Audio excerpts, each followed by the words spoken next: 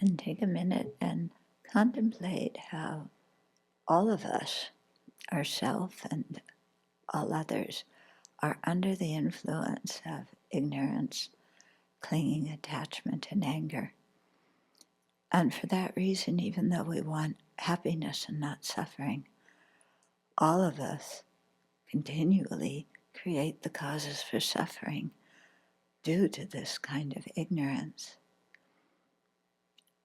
So think about that in relationship to yourself and also in relationship to other people. And generate the wish to eliminate your own ignorance, anger, and attachment, and to help others do the same. So instead of being angry or upset or fed up with other people because of their ignorance, anger, and attachment, cultivate a wish to help them overcome these in the same way that you want to overcome them in yourself, so that instead of bringing suffering, our actions can bring happiness. And to do that most effectively, we need to become fully awakened Buddhas.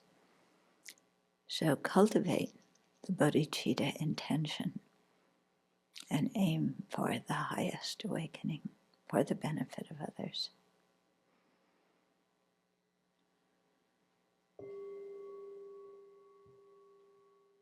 Okay, so more questions today. So I'm using the questions to form the context of the talk, actually. Okay, so the first one is, how can I stop feeling guilty when I put boundaries with my toxic family?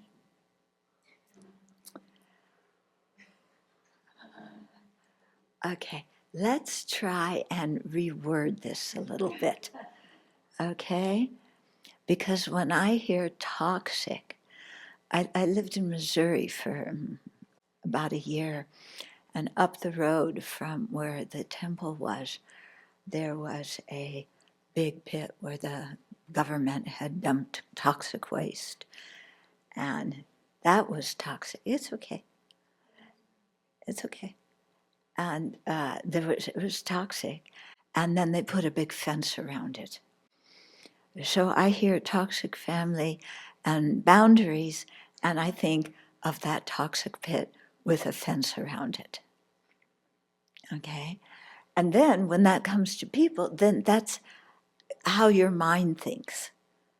You know, I am taking those people because they are toxic from their own side inherently, putting them here and putting a boundary, a big high fence, so that I can pretend that they aren't there. But I know they're there. Okay, and then you feel guilty. Okay, so instead of thinking of the family as toxic, how about looking at the people as people who want to be happy and not suffer and are confused about how to bring that about? And so they do actions that maybe go against your principles and values, or they do actions that you feel are harmful to you or to things that you care about. Okay. So instead of saying that the family is toxic, see if you can reword it and see them in another way. They're people who want to be happy, who don't want to suffer, who think that the camera is more important than the person, you know, and that's, you know, they're not evil people. Yeah. Yeah, they really want what's good, but they're confused about how to bring it about. Okay. So that sounds a lot different than toxic, doesn't it? Okay. Now, boundary Yeah. So you set up a boundary.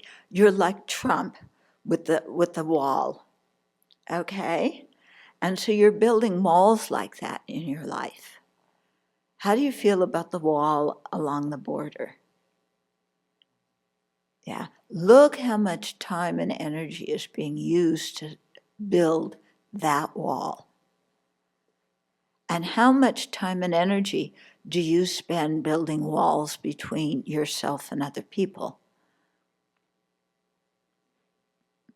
Okay? Because they're toxic and you don't want them to come in.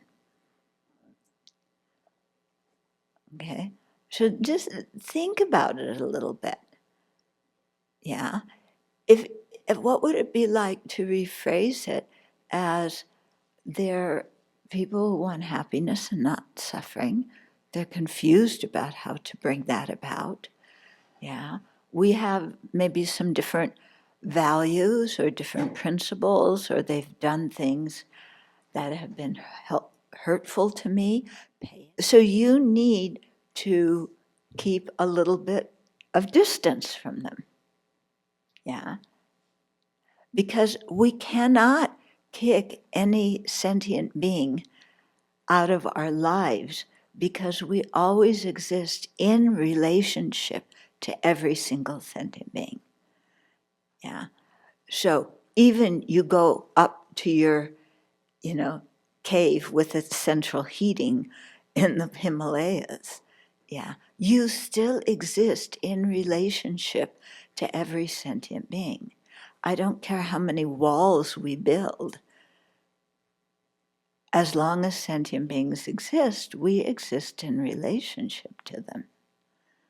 Okay, so maybe you need a little bit of distance in that relationship. Not necessarily because those people are inherently evil, but because our mind gets uncontrolled around them. And we're not yet able to control our mind or to develop compassion and tolerance for them. Yeah. Try thinking about it in that way. And also, yeah, they are family, and at some level, you do care about them. Yeah. No matter how they behave, no matter what they've done, at some level, we've had a long-term relationship with them, and there is care about them. So can we hold that there's very contradictory feelings about the same person? Yeah. On one hand, maybe I'm afraid of them or I'm angry at them. On the other hand, there is some care. I know them well. They took care of me when I was an infant. Yeah. I remember reading in, I think it was one of Jarvis Master's books. He's an inmate at San Quentin. And when he was small, the kind of neglect that he and his siblings faced was unbelievable.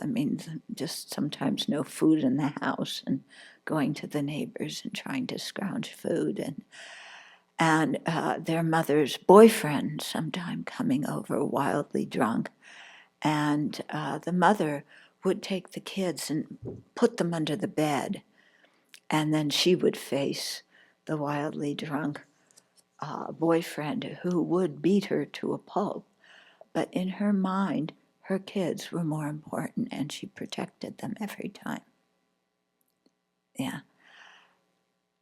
That's kind of a toxic, if you were going to use toxic, that's a household, a family, where there's a lot of confusion and pain. Yeah. But when something happened after Jarvis was incarcerated, I think his mother got sick or something, Anyway, the chaplain came and, told him about it. And he was upset, and one of the inmates, who was his friend, said, "Hey, I thought, she mistreated you and neglected you when you were a kid. Why are you so upset and have so much compassion when you hear that she's suffering?" And he said, "Well, she was my mother. And she did take care of me to the best of her ability." Yeah. So I think, if we can admit having sometimes very different feelings towards people, then we don't feel guilty about, adjusting how close we are to them. Yeah. Because we still realize that we do care, that we still exist in relationship to them. Yeah. We can't put them in an iron tank or a concrete tank and shove that to the bottom of the ocean and think that then our emotional conflicts will disappear. Okay, so another question. What happens in a scenario where you have forgiven for a traumatic incident and recognize that the person or persons involved will continue to traumatize others unless you act? Okay, now this person is obviously thinking about a specific situation. I don't know what that situation is, so I cannot comment on it. So please do not take what I say as personal advice, because I am in no position to comment on somebody's personal problem after reading a 2-sentence question. Okay? But if I speak generally, yeah, that if somebody has has abused others, and you may have forgiven them, but you know that they may go on to abuse other people. They've abused you and you've forgiven, and they may go on to abuse others. Then whatever you can do to stop that, yeah, you do that. Okay. Now, that doesn't again mean that you take out the handcuffs and handcuff them, to the kitchen so they can't go somewhere. But sometimes you may need to report it to authorities. You may need to talk to other people who are possible victims. You may need to start a petition. Each situation is very, very different. Yeah. And so you need to just see how you can prevent harm. Sometimes you need to get that person into treatment. Their harmful behavior is coming because of opioid use or alcohol or speed, or no, what do they call it now? Meth. Yeah. So you have to see what the situation is, and maybe, you need to help them get into a treatment program. Okay? But do what you can, yeah, but don't become obsessed. Yeah. Okay. Then, at a retreat in Bodh Gaya, I met people doing 100,000 full body prostrations for purification, counting each prostration each day. Okay, so this is a practice we do in Tibetan Buddhism. One woman took a month off work in Europe in order to do this. She told me it was to purify negative actions she did in past lives, of which she didn't know exactly what those were, like I was talking about yesterday, okay? In Buddhism, we are told that we've lived in samsara for many lives, acting out of ignorance. So is what this woman's doing a recommended form of purification? How is this different from self-punishment? Some mix of repentance? Okay. So yes, this is a standard practice in Tibetan Buddhism. The idea being that we apply the four opponent powers, which I've talked about in the last 2 days, to negativities that we can remember doing or that we possibly could have done in previous lives. I spoke about that yesterday, so you may want to, if you miss those talks, you may want to go back and listen to them. Okay? So how is this different from self-punishment? That question is assuming that this is a form of self-punishment. It's not a form of self-punishment. Okay? When you do those prostrations and you really put your mind into wanting to change and release the heaviness that comes from having done actions that you wish you hadn't done, you feel very happy afterwards. You feel very light. Yeah. It's not a happiness like, oh, I won the lottery kind of happiness. Your mind is sober because you've been admitting all these negativities. But there's a feeling of goodness in your heart because finally you're cleaning up your life and you're cleaning your mind. So there's no punishment involved in it at all. Okay? Punishment, this is another thing from the Christian culture. You do, it's the eye for an eye, a tooth for a tooth business. You do something and you get punished, and if you're punished, that makes up for the awful thing you did to somebody else. It doesn't. Yeah. And punishment does not necessarily stop people from harming others again. Yeah. If you look at our injustice system, not the justice system, the injustice system, having corresponded with quite a number of inmates over 20 years now, yeah, and you see punishment is not what makes people change. Yeah. And the way the prison system is organized, often people come out with more skills to break laws than they went in with. Okay. And they often come out angry and they feel misunderstood. They're given $20. They have no often they have no family. They're given $20, taken to the bus station, and they're supposed to make a good life for themselves after that. That's the ones that get released. Yeah. So, yeah, they've been punished, and they continue to be punished. And does it change their behavior? It puts them back into dire situations in which they usually act out their old behavior. Okay? So instead of punishing, we need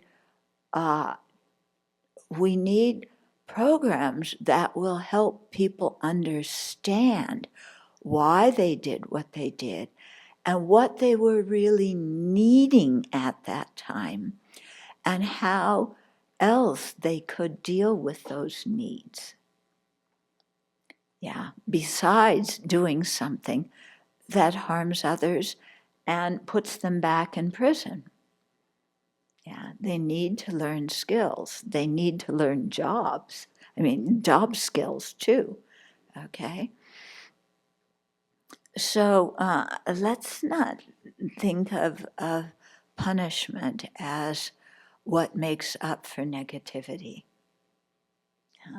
Because often people, when they're punished, they get angry. When you think about it, when you were a kid and you got punished, did you usually say, oh yes, I realize I did something wrong, I want to change, please excuse me. Is that how you felt when you got either whacked or screamed at when you were little? Or did you feel angry? Yeah, I think most of us felt angry at the punishment. We may have stopped the behavior, but we stopped it out of fear, not out of understanding why to stop it. And that anger sat in our mental continuum for a long time and may still be there. I realized when I did the Vajrasattva retreat many years ago, it came up one session that I was still mad at my second grade teacher because she didn't let me be in the class play. You know, that sits in your mind. It's like disgusting, but it's there. So we have, punishment may change the outward behavior because we're afraid, but it doesn't purify the karma. It doesn't necessarily, it doesn't change the mind with understanding. Okay? And to go into this a little bit more, some of you may have remembered some years ago, I was corresponding with one man who was on death row in Oklahoma. And his federal attorney, because they said the crime was done on federal land. It actually wasn't. But she was trying to make a case for, for him to have life with imprisonment instead of the death penalty, because they had made a date and everything. And so she came out here, and she interviewed me because as somebody, his spiritual advisor for many years, I knew him well, and she wanted me to make a statement and all. In the meantime, I took the opportunity to ask her about her work, and because she was doing death penalty cases. And she told me that what happens is the prosecution, and many of the prosecuting attorneys, they want the death penalty because they want to appear tough on crime because they think that will get them elected. They're in elected positions. And so they tell the family of the victim, the death penalty is justice. And when the perpetrator of this crime is killed, then, it makes up for the loss of your loved one. And you will feel closure and about the death of your loved one because the perpetrator will now be dead too. Okay? This is standard eye for the eye, tooth for tooth business, isn't it? Yeah. And often what kids grow up learning in church, on Sunday morning. And she said in all the death penalty cases that she's been involved in, what happens is after the perpetrator or the supposed perpetrator has been executed, the family feels no relief. Yeah. The prosecutors who paid so much attention to them beforehand to get the family revved up, like, yes, we want this guy killed, because that would influence the judge. Yeah. That the prosecutors after that ignore the family because the person's dead, they don't need to help the family at all. And the family is still left with their grief about their loved ones.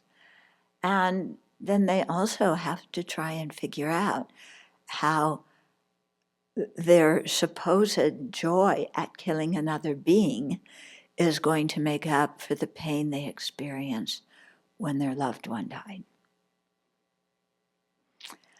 Okay? So I think we need to reevaluate this whole idea of punishment in our culture. Okay? So prostrations are not punishment. They are not self-torture. You engage in them voluntarily. Yeah. It can be uncomfortable to open up and admit the things we've done or thought. But when we can do that and really have a sense of regret, then we feel much lighter inside, and we make strong determinations to live our life in a different way. And, that really restores some confidence in ourselves. Okay? So, yes, this is an act of repentance, but repentance doesn't mean punishment, and repentance doesn't mean guilt. It doesn't mean, I am so terrible. Where's that whip? Where's that hair shirt? Where's, those nails to walk on so I can repent? No, that's not what's going on in Buddha Dharma. Okay? So this question is only half a page, not like the one that's a page and a half. So I'll distill it. So somebody's brother was put on a ventilator, and she gave permission for him to be put on the vent. After a week, she gave permission for him to be removed from the vent because it didn't look like he was going to recover. And she did that because she felt that would be his wish. Okay? She didn't know that he had an advance directive. She did find that out later when she had to clean out his apartment. And it wound up that she had acted according to his wishes. Okay. Her sister wasn't involved in making the decision, but the sister felt relieved that the brother didn't die immediately after the vent was removed, but it took about a day or so afterwards, because the sister felt if he had died right away, that would have been like killing him. Yeah. So this person's asking me, she said, any help you could give me in how to think about this would be greatly appreciated. So again, this is a one-person specific situation. Even though here I have a half a page explanation, these things that involve karma in specific situations, only the Buddha knows, because only the Buddha can see exactly the situation and people's motivation and all the different factors involved. So there's no way I can, with a good conscience, give advice or talk about the karma in this specific situation. Okay? All I can do is talk about generalities. And here, when she said, advice about how to think about it, the advice I have, is what can we learn from this situation? Because it's difficult to be put in the situation and asked, as next of kin, to make a decision about putting somebody on a vent or taking them off a vent.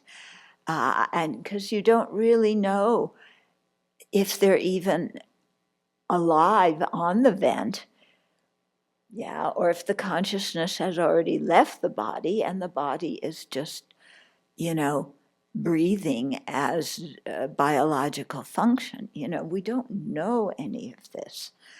So what I think we can learn from it is the importance of making advanced directives, communicating to the people around us who will be taking care of us, what our wishes are.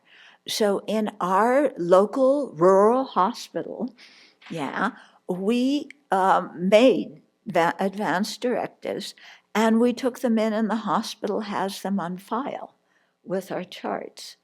So if we're ever dying and we're in Newport Hospital, they know already what we want done. And, some of us have told our doctor directly. Yeah. And we've told other people, we've appointed particular people inside the community or outside the community who we want to be, in charge of executing our wishes. Yeah. And then that is an act of kindness to all the people around us, because then they don't need to make that decision. Okay? We've already said what we want. And I think that's the big thing to be learned from this. I can't say anything about the karma created except you did the best you could with the information you had, which is all you could do. Yeah? It's all somebody can do in that situation is, she did what she thought her brother would want. It turned out to be what he wanted. It was still a difficult position for her to be in, but she did the best she could. But let's all of us try and prevent the people around us from having to make that decision, and have an advanced directive and let people know where it is. Okay. Well, we have them all in the office, don't we? Yeah,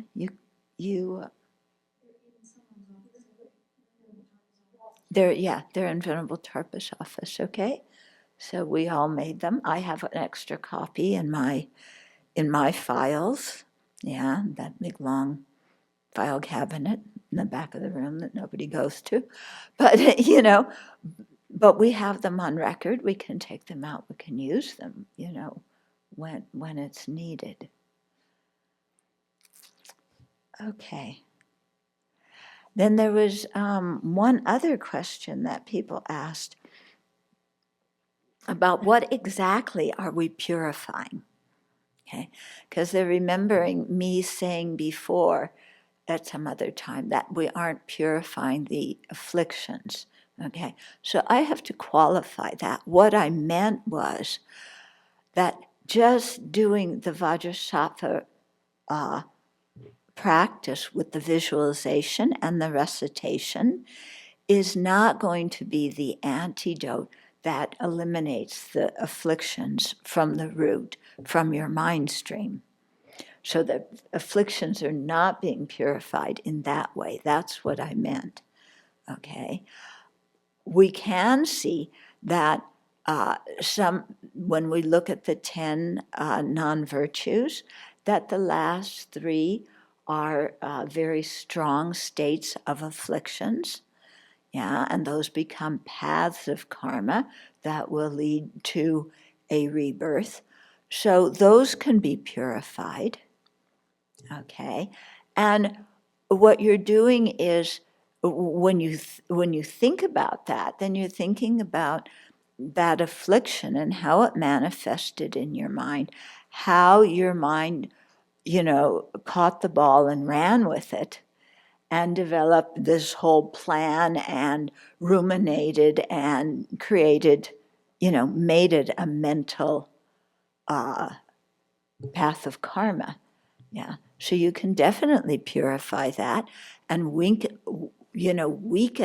the strength of that affliction in your mind, because you have so much regret for having that affliction. And it helps you build up the determination to abandon that affliction whenever you see it arise in your mind. So yes, you can counteract the afflictions in that way when you do the visualization and recitation. It's only the direct realization of emptiness that can that can purify or remove the afflictions from the mind completely. Okay? The expression that's often translated as negativities in English is dig drip in Tibetan. So dig means your negative karma, okay? So, yeah, you've been through the 10 non-virtues, purifying all of those, yeah? Drip means obscuration. So it's what's obscuring the mind. So we're not just purifying the karma, but also the karmic seeds. Now you might say, well, the karma's in the past. It's just the karmic seed that exists now. So what exactly am I purifying? Okay, I think, it's nice to ask these questions, but don't let them distract you from purification. Okay? Yeah, you're purifying the act of having done that, even though the action is in the past. It has left a seed or an imprint on the mind that will bring future results. You're also trying to inhibit that seed or imprint so that it doesn't ripen in terms of bringing you suffering results. Okay? But don't, let your mind get, well, what exactly am I purifying? Yeah, because yes, you are purifying breakages in your precepts. If you've broken the 5 precepts, you're purifying those kinds of things. Yeah, because there's an action and then there's an obscuration created by the action. So you're purifying those. Yeah, but sometimes, so this kind of analysis is good, but don't get stuck in it. Okay. Yeah, just, try and make a connection with Vajrasattva.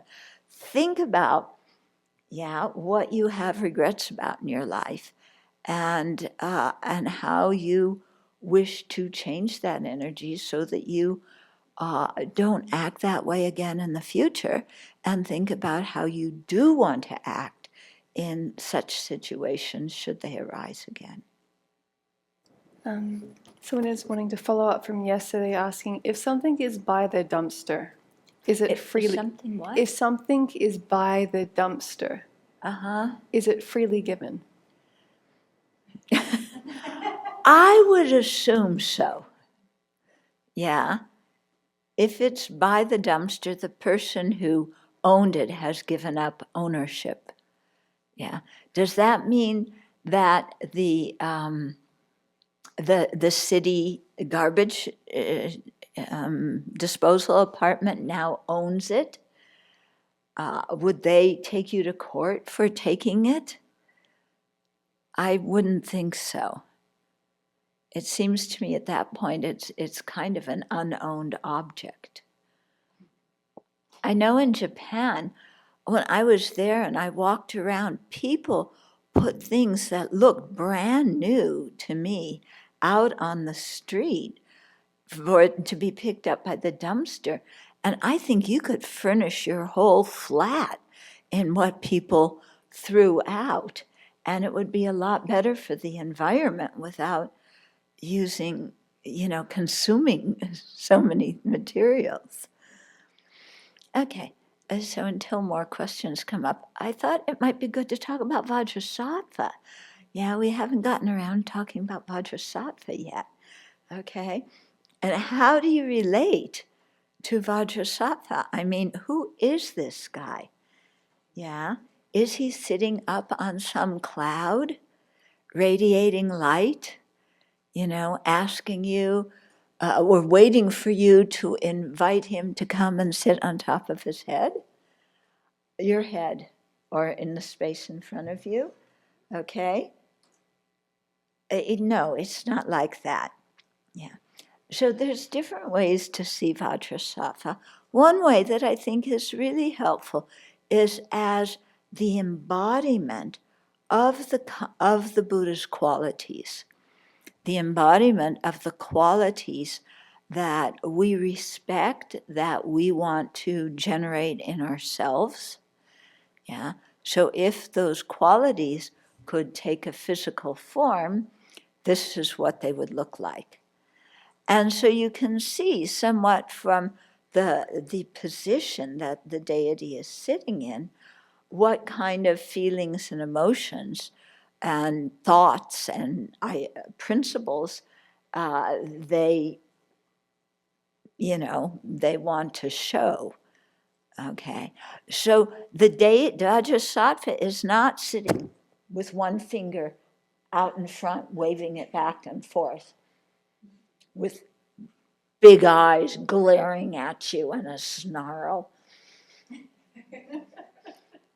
And his mantra is not guilty, shameful, stupid, who do you think you are?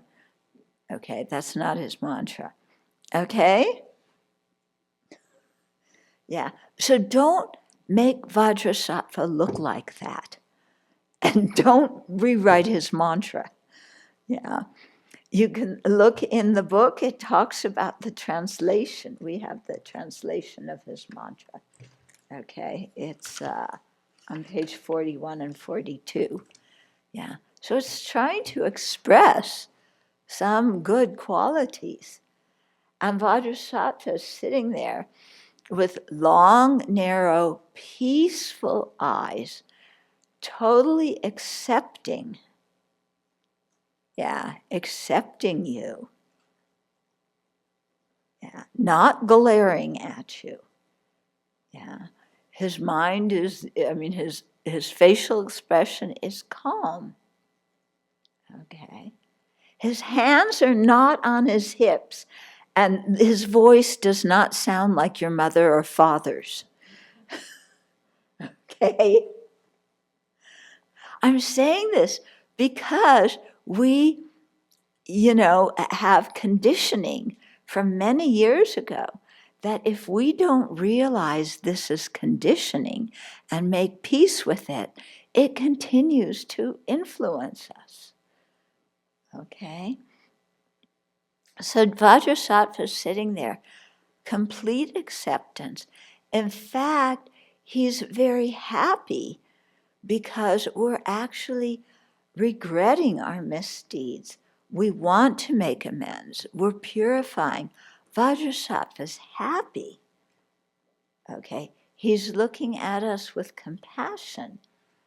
So, okay, he's not doing the jig out of happiness, but that's okay. There's other ways to show happiness. Okay, there's two positions his arm can be in. One is holding the bell here, and his other arm, yeah, right? Yeah, okay, the left hand, yeah, sorry. There's two positions, okay. So one is holding the Vajra here and the bell on his left knee. The other is the drawing here, holding the Vajra and bell like this, okay. So, yeah, the Vajra represents blissful wisdom, and the bell represents that wisdom that is realizing emptiness, okay, which is the ultimate purification. Yeah. His ornaments, yeah, are not expensive jewels that he goes showing off to other people. His ornaments represent the paramitas, the perfections, yeah, that he's completed the whole bodhisattva path. And so those perfections, generosity all the way up to pristine wisdom, those become like ornaments that he's wearing. It's all symbolic. Yeah, he's sitting in the Vajra posture, so that indicates stability and control over the subtle energy or subtle winds in the body. Yeah, and so he's symbolizing those different qualities. So try and relate to him in that way. You can also think of Vajrasattva as somebody who practiced the path, who started out like us. In fact, we used to drink tea with Vajrasattva and go out for ice cream with him many eons ago. But he practiced the path after that, and we kept going to 31 flavors.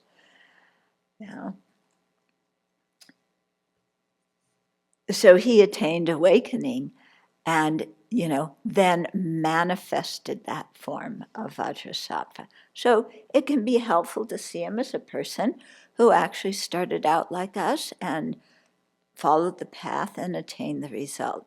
Because that gives us some confidence that if somebody else did that, then we can do that too. A third way of seeing Vajrasattva is as the Buddha that we will become. So as we practice the path and purify and gain all the good qualities, then we can attain awakening in the form of Vajrasattva and show the embodiment of all those good qualities to other sentient beings.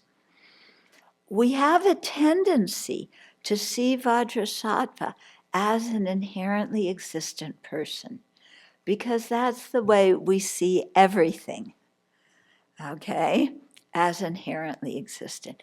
You may even think of Vajrasattva as a creator because you're confusing Vajrasattva with God, okay? Vajrasattva is not a creator. The Buddha is not a creator, okay? Our karma, which comes from our minds, those are the things that create our happiness and suffering. Those are the things that cause us to be reborn, okay? So Vajrasattva is not a creator. Vajrasattva is not a manager of the universe. So things do not happen according to Vajrasattva's will. Okay, we cannot blame Vajrasattva for our suffering, saying it's his will. That kind of means when you say, it's the will of some divine being, it kind of means like, I don't know why this is happening, so I'm putting it on some divine being. Because somehow it must have some reason, even though I can't figure it out. Okay? There's some danger with that interpretation. Okay? First of all, because it's not owning our responsibility for the negative deeds that we've done that contribute to our situation. And second of all, it can really breed some misunderstandings, even within that own religion. So one of our friends is a teacher, and she was telling us that this happened a few years ago, that one of the kids at her school was hit by a car, I think it was, and died. Yeah. And so they had to explain to the other kids what happened. And one kid, their family explained it as, your friend, I don't know, Billy, whatever his name was, Billy got killed because God wanted him in heaven, and this was God's will. Okay, this was God's choice and God's will, and God wanted him in heaven. Okay, and so the parent explained that to the child, thinking, okay, that answers the question why. The child's reaction was, I don't like God. Why did he take away my friend? Okay, so that kind of answer, really made the the other child more confused. Okay. On the other hand, it is difficult to say to people who don't believe in karma, that this is a result of an action that somebody did in a previous life. So I do not recommend introducing people to the notion of karma when they're grieving the loss of someone they care about. That is the wrong time. I know from having done it that it's the wrong time to introduce that idea to somebody. If somebody already has the idea of karma and they have, some conviction in karma, then, saying, this was a result of something done who knows how many eons ago. It does not mean the person was a bad person. This is another Judeo-Christian thing that we hang on to. We think doing a negative action makes somebody a bad person. It doesn't make somebody a bad person. Everybody has the Buddha nature. We can't say somebody is evil. We can say they're confused. We can say they're ignorant, but they have the Buddha nature. It's always better to talk about the behavior that the person did or, could have done or whatever. And that action is negative. Okay? But without making the person who did the action, making them into a devil or calling them evil. Yeah. They're a sentient being who wants to be happy, who's confused. Okay? So this kind of stuff is very, very important. And what we begin to see here is how deeply buried inside of our minds sometimes is conditioning that we got as kids, or things we may have heard here and there as kids. And it takes a while for us to figure out these things are still there, or for them to surface enough for us to see them, and then see that they are false. And seeing they're false, put them down, without letting them control our minds and control our lives. So Vajrasattva, is wise, compassionate, blissful, wanting to help you. There's no judgment in there. Okay. And so that's why we're doing the purification with Vajrasattva. And he's above our head, and he stands as a witness while we process all of this stuff in ourselves, and admit, have regret, restore the relationship in our own mind. If we can apologize to the person, great, but that isn't the essence of it. It's changing our attitude so that we don't hold inside this feeling of, I forgive you, but you're still toxic and I can't stand you and it's all your fault. Okay? So it's not like that. We're really trying to adopt a different attitude towards somebody else. Then some kind of remedial behavior, either spiritual practice, in this case the mantra and the visualization, or offering service in society, being charitable, some kind of virtuous action. And then making a resolve, and having some idea about how you can keep from having that kind of reaction and doing that kind of action again in the future. And Vajrasattva is witnessing it. Vajrasattva is actually a projection of our own wisdom mind. Okay, he's not another person out there. We're the ones visualizing Vajrasattva. Yeah, so he's a projection of our own wisdom mind, the Buddha that we're going to become. And that's why at the end, we may say to Vajrasattva, I shall do my best not to do these destructive actions again in the future. Or we could say, this one I will definitely not do, if we have that confidence. And then Vajrasattva is happy. Okay? Vajrasattva doesn't go, oh, well, finally, I've been teaching you the 10 non-virtues for how many eons, and you finally realize that what you're acting like is a jerk. And that's not how Vajrasattva is doing it. Vajrasattva says, my spiritual child of the essence. Essence means heart.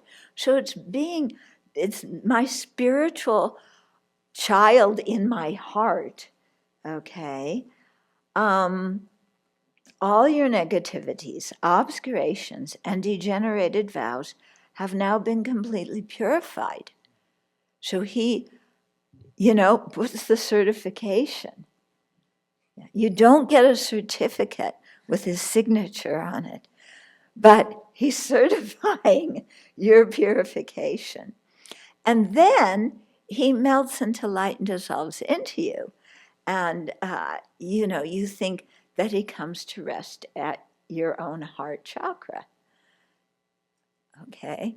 And that your mind and Vajrasattva's mind become indistinguishable. And so you think, oh, how would it feel to be Vajrasattva? Yeah? And so what we're coming here to also see is our need to forgive ourselves. We're projecting Vajrasattva outside. He's the manifestation of our own compassion and wisdom. Yeah. And as that manifestation of an aspect of our mind, he is, witnessing that we're making amends, yeah, and enabling us to forgive ourselves. Because very often in situations, other people are not holding the rancor against us. We're the ones feeling guilt and shame and like we are hopeless. Okay? It's not coming from others. We're mad at ourselves. And so, the purification process is also really designed to help us overcome being mad at ourselves and to change our self-image. Because when we're mad at ourselves, we're doing all the thing of, you're so stupid, why did you do that? If anybody else found out, nobody else would like you, blah, blah, blah. Okay.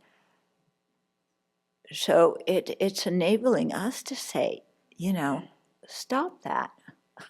Why am I talking that way to myself? Yeah, I have the Buddha nature. And I'm in the middle of practicing the path and purifying my negativities so that I can remove the obscurations from that Buddha nature. So where's the anger at myself coming from? Why is it there? This is ridiculous. Okay? And then every time you catch yourself ruminating and repeating that same thing. Do you have certain things that you say to yourself again and again and again and again ad nauseum? Yeah. So the next time you see that you're repeating that to yourself, say, stop. All I'm doing is replaying a pre-recorded taped message. This is what do they call it? A robocall. Yeah. And I'm taking my line, so I'm not receiving robocalls anymore. So this self-criticism thing, the stop button is pushed on it. I'm unsubscribing from this email list. The robocalls are canceled. And I'm not going to talk to myself like that anymore. Because if we can start to treat ourselves with some kindness and tolerance, then we can treat other people with some kindness and tolerance. So if I can apply this to current events right now, at the danger of some people getting mad at me,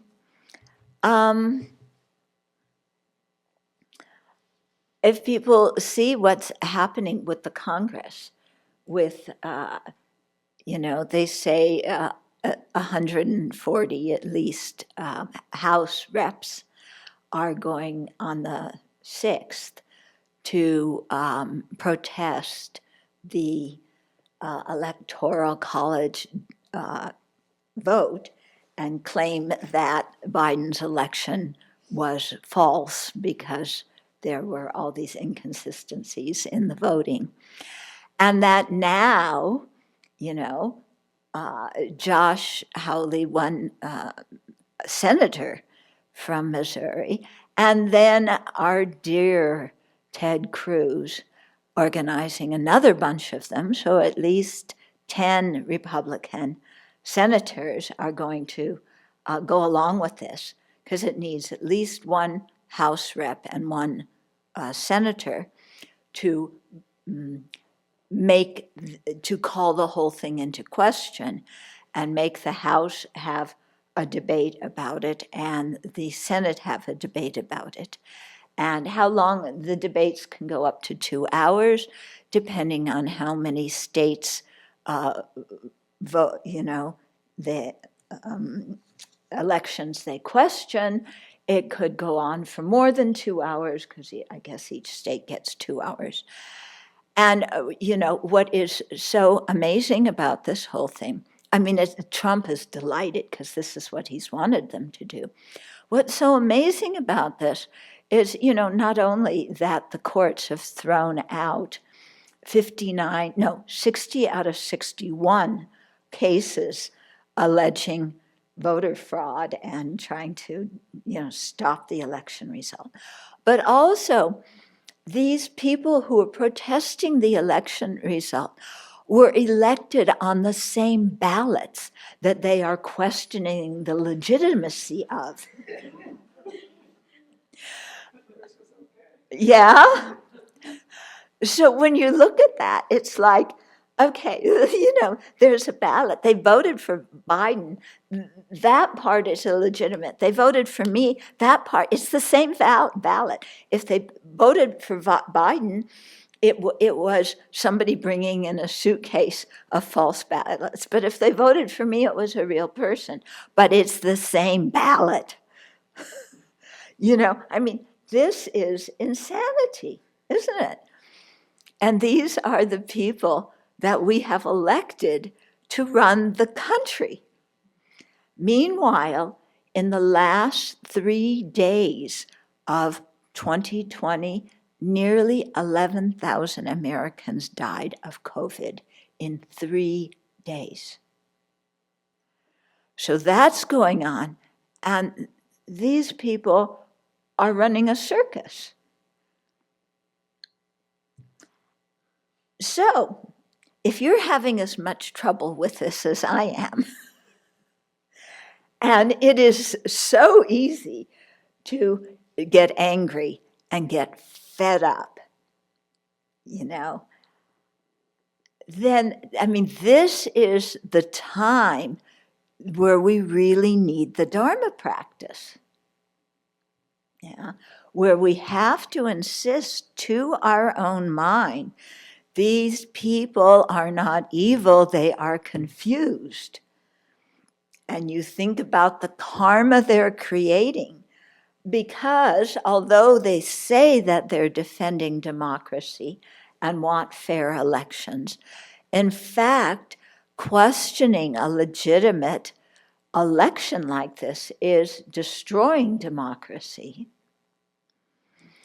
We don't know how much of what they're saying they really believe, or how much they're doing it to brown nose up to Trump and to brown nose up to his followers so that they can get elected.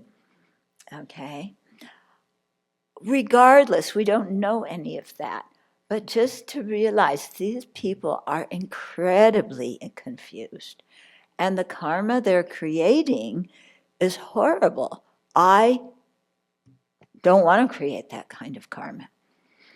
When you use the Tonglen, the taking and giving meditation, that can be very helpful, because you think of this incredible circus and chaos going on outside. And then you imagine all that negativity absorbing from outside and coalescing, into the lightning bolt, or whatever, however you want to visualize it. That's destroying the lump of self-centeredness at our own heart. Yeah?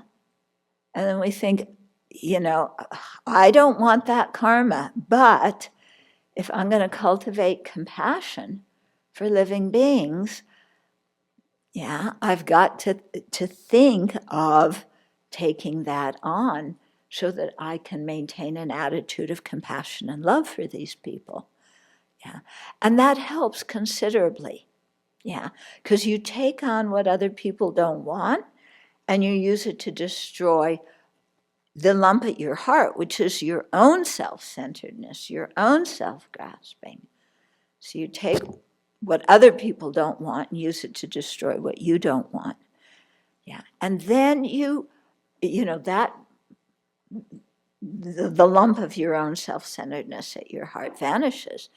And then you generate love and wish them well. And these are people who are suffering in one way or another. Okay? When I think of Ted Cruz, and his relationship with Trump, you may remember when, there was the Republican primary in 2016, and Trump, made up another conspiracy theory that Ted Cruz's father was involved in JFK's assassination, because, and the evidence was that his father came from Cuba, and, what people think is that JFK's assassination had something to do with what was happening in Cuba. And so Ted Cruz, on television, Trump said that about his father to him. Now, can you imagine how that must have felt? He certainly loves his father. And to have your father, somebody accuse your father like that on TV. So you have that, and then you watch Ted Cruz become one of Trump's best defenders, and now leading that group of senators, So what is going on in his mind? How is he thinking? How does he explain this transition between Trump giving a personal attack like that and how much he's defending Trump now? How does he explain to himself, the fact that this was a legitimate election and nobody has shown any evidence of anything being amiss? They've made a lot of accusations, But in the court cases, they have not given one piece of evidence. So how does somebody explain that? What is his motivation? Does he really believe what he's saying? Or is this a trick to gain attention and to brown nose up to Trump? Because nobody wants to be the object of one of Trump's tweets, where you get ripped apart from top to bottom. They're terrified of his tweets. So what would it be like to be Ted Cruz and in his position? Hold on.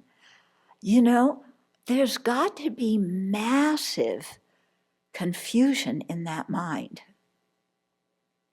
Yeah, don't you think?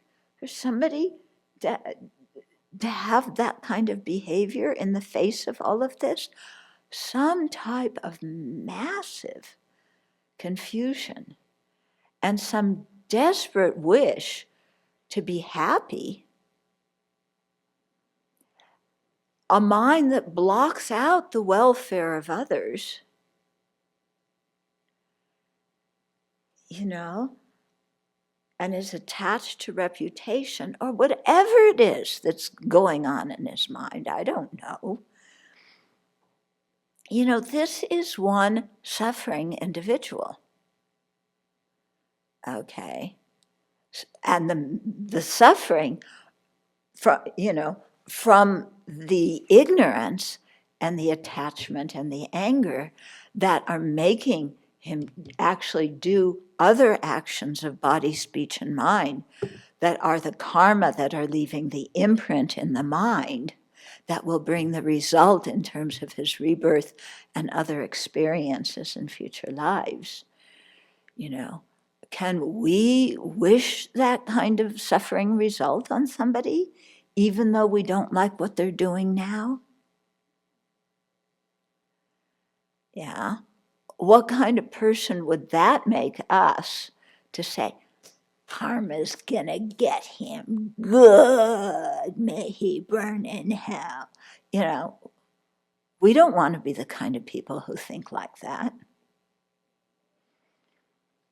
Okay?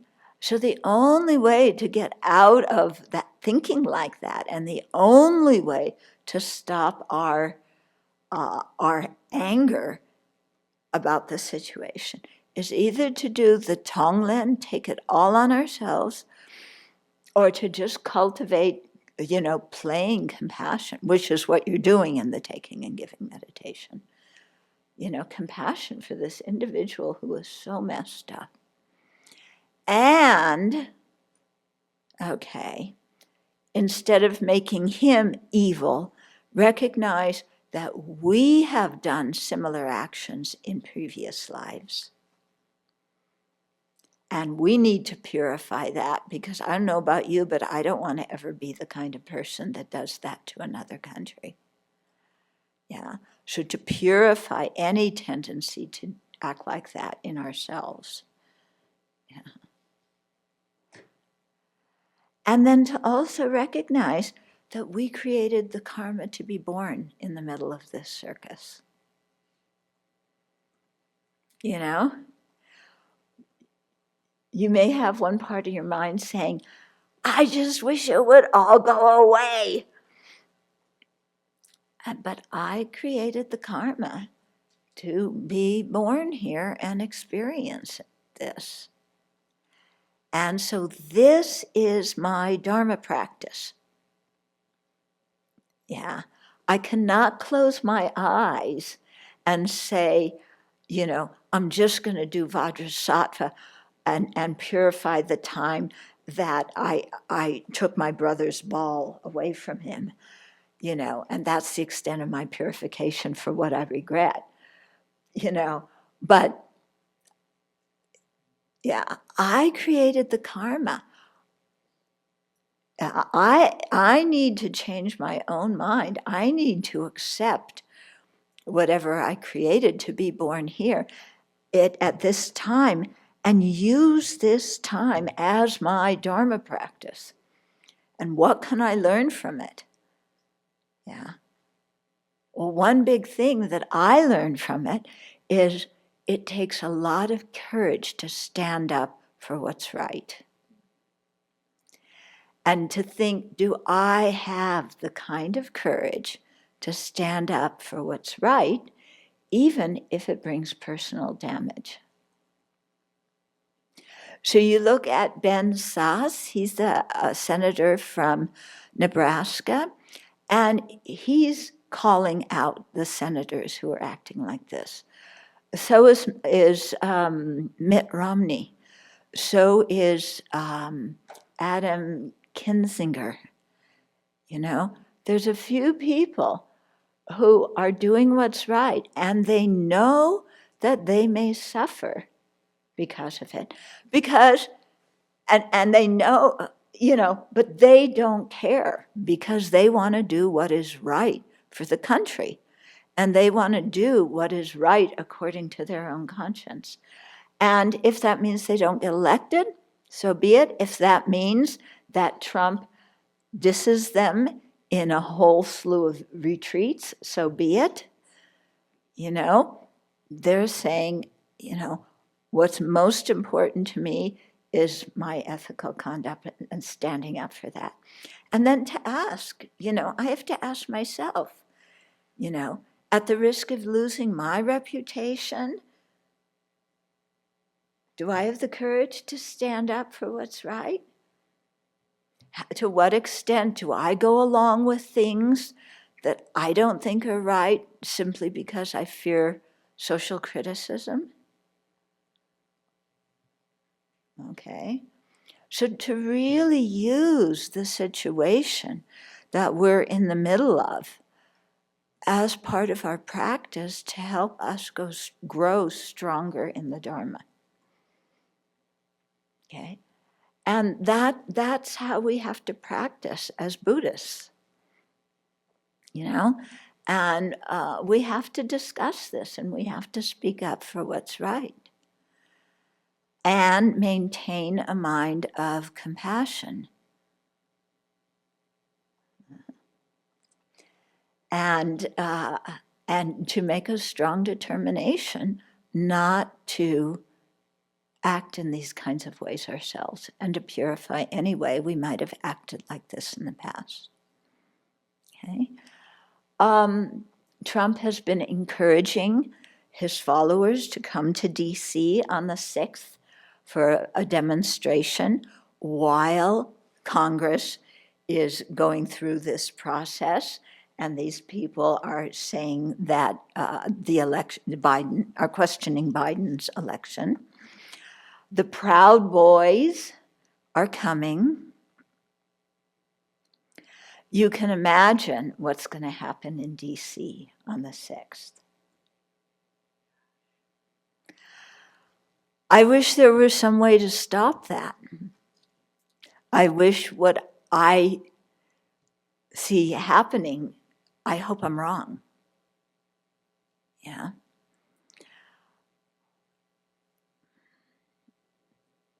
But we can't stick our head in the sand. If we certainly can't go there and stop the whole thing.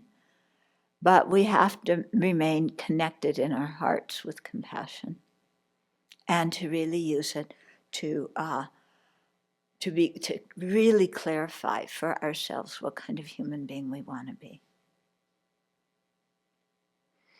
Okay, so that's how you apply the Dharma to your life. Okay, that's how we apply it to our life. Yeah, that's the real practice. Yeah. You can sit here and say a lot of Vajrasattva mantra and curse all those people under your breath.